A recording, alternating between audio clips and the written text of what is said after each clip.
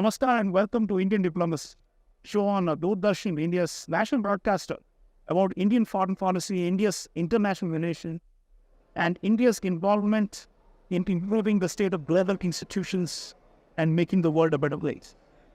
Viewers, in this special episode that we are broadcasting from the venue of the 18th G20 Summit in New Delhi, we are taking up the issue of the G20 as a whole, all things G20, the relevance of the G20, the contemporary challenges that the G20 as an institution faces, and the future of this institution, whether it is going to be able to solve the global problems and live up to people's expectations. All eyes are on India's G20, and we want to be taking you through this journey. And to discuss this, let me introduce you to two very special guests who are joining us here at the G20 venue, esteemed scholars and thinkers who are from the University of Toronto in Canada. Professor John Kirton, who's a noted expert on multilateral institutions, and with him, Ms. Madeline Koch.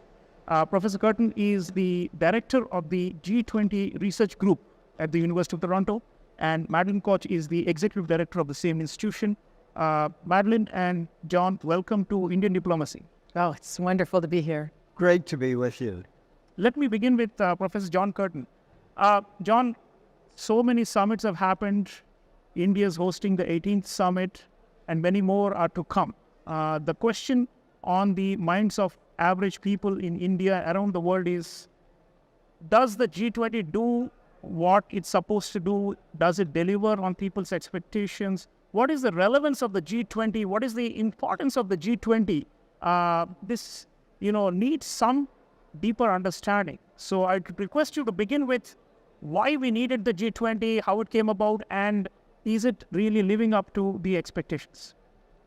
Well, every international institution is created to undertake a distinctive mission that no other international institution does. And when the G7 was created at the level of finance ministers and central bankers in 1999, it told the world what its mission was.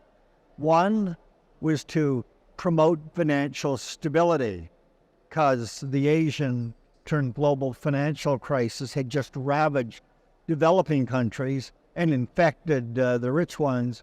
But the second was to make globalization work for the benefit of all, not just the 1% at the top, but at the 1% at the bottom.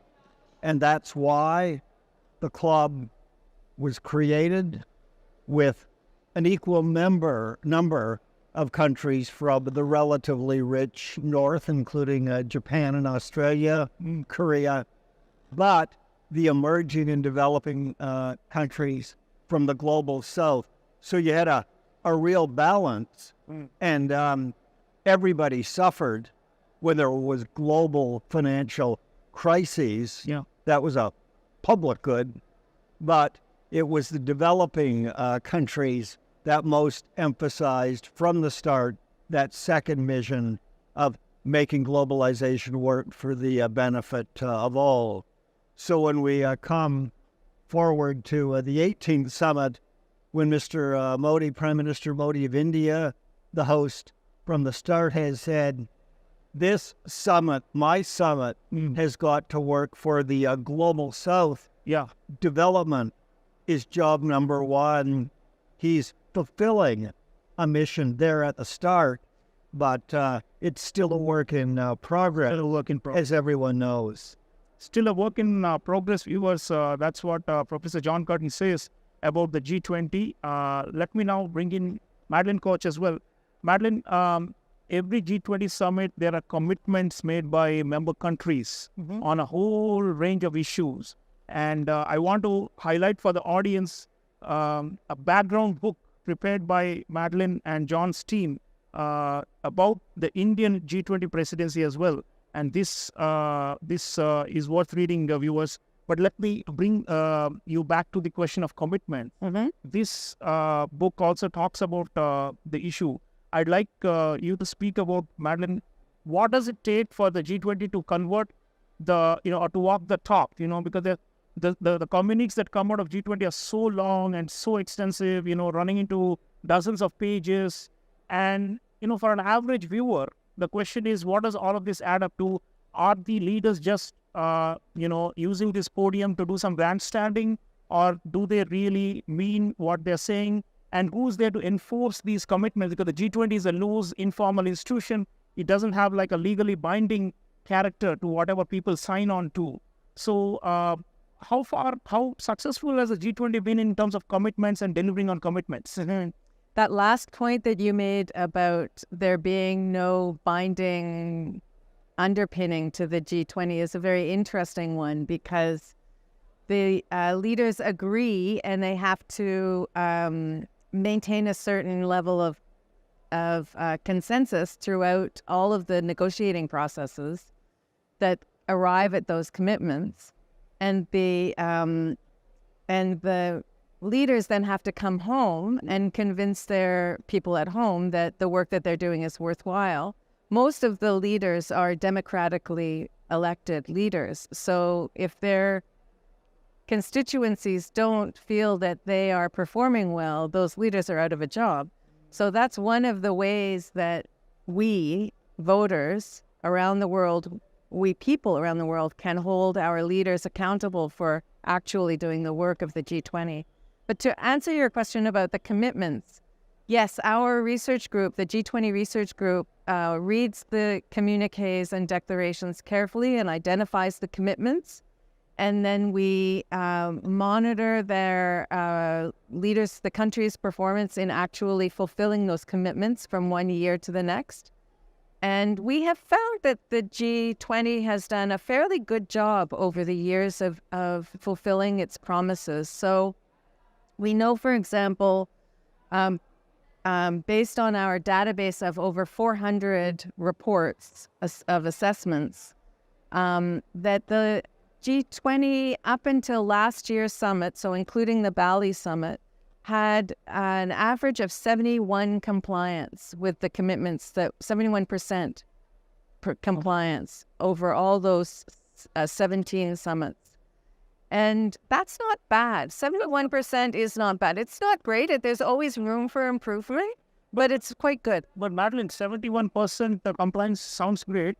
The question is, why are they doing it? I mean, is it moral persuasion? Is it image? Is it ethical considerations? Because there's no penalty, right? I mean, if you don't comply, no one's going to come after you, because in international institutions, there's no global policeman to hold individual countries accountable. Yeah. So why are countries more or less complying with their commitments? What do you think is making them so G20 abiding? Mm-hmm. Well, I do think that there is a moral suasion element, that there is an aspect to this of countries wanting to appear that they are doing the right thing, making sure that globalization does, in fact, help everyone, and that they need to fulfill their mission. They also want to maintain the credibility and legitimacy of the institution, so it's very important to them. I think that the leaders find the G20, the leaders and their countries, for the most part, find that their membership in the G20 to be very important. It is, in fact, a leading opportunity for leaders to come together and have informal discussions, because it's not legally binding. And they can actually have open conversations among themselves and move issues forward. And those kinds of opportunities for one-to-one relationships with leaders actually allow progress to be made, in addition to all of the work of the Sherpas. Yeah. Specifically, 20 human beings sitting around a table looking each other in the eyes, face to face, agreeing to a consensus communique with commitments, lots of them, over 400 some year. Yeah. But they all know that within a year, they're going to be back around the same table largely, and they'll have to look each other in the face. And they will know, if you promised last year and you didn't do it, you betrayed me, so I'm not going to implement the commitments that you want and that I agreed to. So they're all in this together. So that is peer pressure at the highest level. Peer pressure and credibility is at stake. That's what you That's said, right. right? Yeah. In interpersonal relationships, especially at the heads of state, you need to be able to hold your head up and say, look, I did my bit, and that's, I think, the commitments. When you live up to the commitments, it's supposed to mean a lot. So I think that's good news, because I want to take up, John, on the broader question now. If the commitments are fairly good, then we should be relatively optimistic that this institution, the G20, is and will remain the premier global body for governance. Do you think there are some structural or fundamental weaknesses that could undermine it going forward?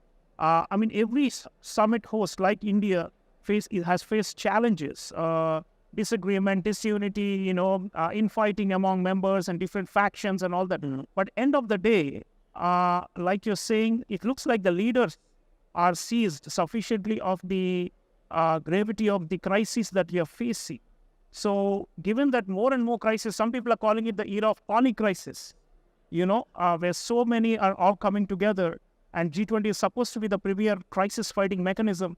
To that extent, you're optimistic about the G20 being, the only option we have really, which is both representative and also somewhat effective to be able to meet these, cascading challenges? Yes, because you're quite right. The demand for global governance is overwhelming. All these leaders of all countries, they're in the same lifeboat on planet Earth, and they know they're about to sink. Climate change is overwhelmingly the first one that will send them down. So what global institution would you go to solve the climate emergency of today, the biodiversity crisis, the environmental crisis, and all of the others? The United Nations, which, of course, the citizens of many countries love, Canada, India, so many more. But if you look at the Charter of the United Nations, when it was done in 1945 and revised since, it doesn't even mention the existence of the natural environment, let alone its value. But the G20 does. The G20 is the only institution which together has the power to get the job done. 80% or more of the global economy, but 80% of the greenhouse gas emissions. So if they shove them down, the planet can survive. 75% of the world trade, and most G20 countries really depend on international trade and secure supply chains. And over half of the world's population, thanks to led by India. Now, so that's where the power lies. The contenders, the informal institutions of restricted membership that meet regularly at the leaders level, well, the G7 is just too small to get the job done and doesn't fully reflect the perspectives of the global South. And the BRICS, well, it's too small. It used to be the club of the big emerging economies, but so many of them, led by its founders, Russia and China, they're not emerging anymore. In fact, Russia is going the other way. South Africa, yeah. So the G20 is the only game in town. G20 is the only game in town, and despite all its flaws, viewers, Professor John Kirton is saying we need this institution to exist and to flourish, because otherwise, if it's not successful, then we are all going down along with the G20. Very important point. Let me bring in Madeline as well. Add a point to John's, which is that the membership of the G20 includes the countries that are very key players in other international institutions. So when the G20 leaders sit around the table and say, we need to make something happen, they can also then go and try to extend that work into those other institutions. So the group includes, the key stakeholders who are on the executive boards of the World Bank and the International Monetary Fund. Of course, it includes the permanent 5 members of the UN Security Council and many other international organizations beyond. So it has this radiating effect, which can also... And Madeline, talking of the radiating effect, India has proposed to bring in the African Union as a permanent member, and we hope that will come through, and that should be something very significant. Yes. Which will probably bring in the voice of the Global South in a more formal way. Because right now, South Africa is a full member. Nigeria has been invited to the Indian G20 summit, but otherwise there's not much representation from Africa. And there's also a talk about more regional organizations potentially in the future, following the European Union, following the African Union, also being able to come into the fold of the G20. Expansion is on the anvil. So do you think, it sounds good from a representation point of view to have more and more people as part of inclusive multilateralism, but the converse side is the consensus, the issue of whether you can get consensus if you keep on expanding it. So there's always the question, the trade-off between size and effectiveness. Absolutely. And John and your team who authored this background book, you have been tracking so many G20 summits, and getting to yes for 19 countries and the European Union itself has not been an easy task. What do you think? Are we finding the right balance? Are we in the Goldilocks kind of principle position where we are expanding but in a measured way which will continue to keep the institution effective? Or could it become a big talking shop, like, I don't know, UN General Assembly, which, with 30 or something like that, yes, yeah, where there are resolutions but which then have very little teeth and effectiveness, and which are more moral and symbolic only. Well, inviting the African Union to become a full member is a very interesting development because, in fact, the African Union has been present at the summits, I think almost every summit. As an invitee. As an invitee, but a kind of permanent invitee. So it's very socialized, well socialized to the G20 environment. And it's also interesting because it is, in fact, a way of going back to the origins of the G20. So in 1999, when the G20, when Paul Martin and the Canadian Finance Minister and Larry Summers, the U.S. Secretary of the Treasury, sat down and came up with the idea of who to invite to have this small group of countries that needed to come together to respond to the Asian financial crisis that was turning global. They wanted to have more than one African voice present. And the other African voice they looked to was Nigeria because it was yes, exactly, the size of its economy. But it was having internal domestic issues that made it not suitable for participating at that time. So bringing the African Union all along has been a way for the G20 to include more voices from Africa at the table. There are often other African leaders who have been invited. As you said, Nigeria this year. I don't think it's the first time that the Nigerian president has been at the summit. And so having the African Union there is a particularly good development, I think. However, unlike the European Union, the African Union is a regional association of countries. Yes, whereas the European Union is an unusual supranational organization that has its own. That's right, and it has its own policies that affect all of its members in a way that the AU does not. So, and I don't know of any other real regional organizations that have that kind of role. So I could see organizations like ASEAN wanting to be part of the G20, but I can't see that development happening anytime soon. Again, the country that holds the ASEAN presidency is almost always at the summit. So it's always involved. So there's always an opportunity there for a two-way conversation between the G20 and those. So viewers, G20 could get bigger, but the question remains about its effectiveness, and it remains to be seen given the type of entities that are coming in and which are becoming formal members in the future.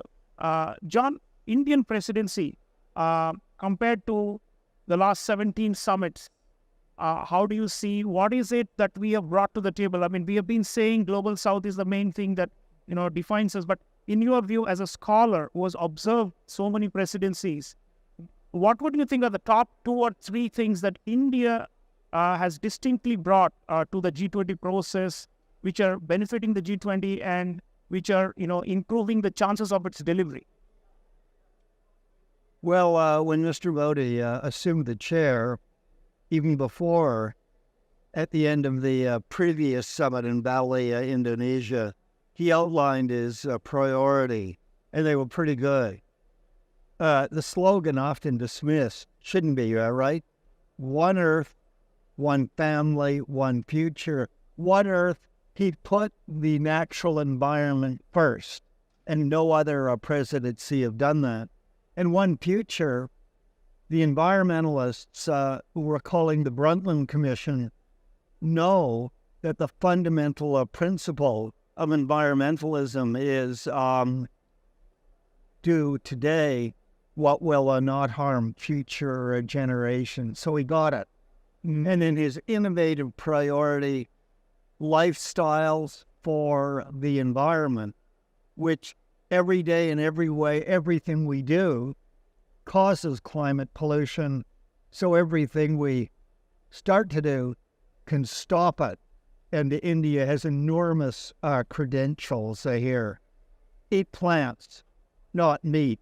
So a vegan, vegetarian India is a living example of that.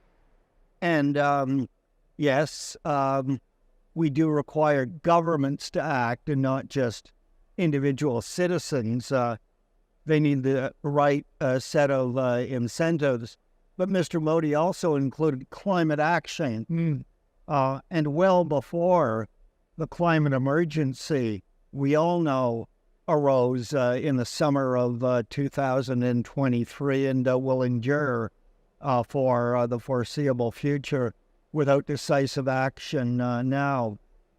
Another real innovation with gender equality. It's been on the agenda, but never before has it been linked to development, right? Women-led development, not development for women, but women as leaders, as active agents. So how we make that really come to life. Do we have women as the executive heads of the major development institutions in the world? The World Bank. Has it ever had a president who's been a woman? When will that happen? Oh, the Secretary General of the UN. And another one of Mr. Modi's priority was reforming the multilateral development banks and the major institutions from the 1940s. So a very innovative and a very ambitious agenda. And I think for that reason, there's very high hopes. High hopes, innovative agenda of India, says Professor John Kirton. John, would you like to conclude on the Indian presidency? The Indian presidency? Well, I think there's overwhelmingly one great challenge. What is it going to do to control the climate emergency we now face with unprecedented heat, extreme weather events in land, sea, and air all across the world for the coming years? Yeah, Mr. Modi's priorities have really positioned India and Mr. Modi to do bigger, broader things than any G20 summit has ever done before. Right? But I can't help but come back to India's scientific and technological leadership, right? It reached the moon. The Russians didn't. It's going to the sun. Very few other countries can do that. But for the average person who still remembers the COVID crisis that the G20 had to focus on in 2020, 2021, and of course there's a new variant emerging. Yes, we think of the great big pharma companies in, Imperial Britain, the States. But who actually gets the jabs into arms? It's India. My first COVID shots, it had AstraZeneca written on the label, but it was actually produced by Covishield. So thank you, India. Thank you, India. Say our guests from the University of Toronto in Canada. Viewers, India's leadership is quite obvious, and you can see from this discussion today in our show that the G20 experts and scholars believe that India is delivering, India is leading from the front. India is innovating and coming up with solutions, not only for its vast population, but for the entire G20 and the world at large. And this is the message I want to leave you with, that Prime Minister Narendra Modi has a phrase of India being a Vishwa Guru, as in teacher to the world. And there are so many different facets that we are seeing at the G20 that live up to that expectation of India being a Vishwa Guru. G20 is a manifestation of India's rise, no doubt, and we will see the G20 being a provider of solutions for global problems thanks to India's leadership. Thank you, Madeline Koch, and thank you, John Kirton. Appreciate your time for being with us on Doordarshan. It was our pleasure. Great to be here. That's all, viewers. Let's continue to follow the G20 during and after the summit and in years to come, because India has made a commitment that it will do its utmost for global good. I'll see you again next time. Until then, take care.